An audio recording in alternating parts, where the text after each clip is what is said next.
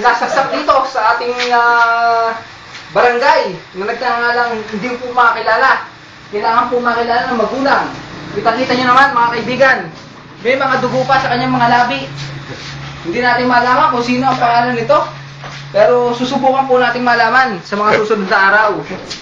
Ang alam po lang namin ay ito'y nalasing at inatake yata, mga kaibigan, ang mga kapuso. Kita-kita nyo naman. Cameraman, pakifocus naman at nang makita ng mga kababayan natin ang mga nangyayari sa mga manginginom na matuto ng leksyon. Kitang-kita nyo naman mga kaibigan, binalutan na ng barangay ng dyaryo dahil hindi na natin malaman kung anong kahihinat na ng ating kababayang ito.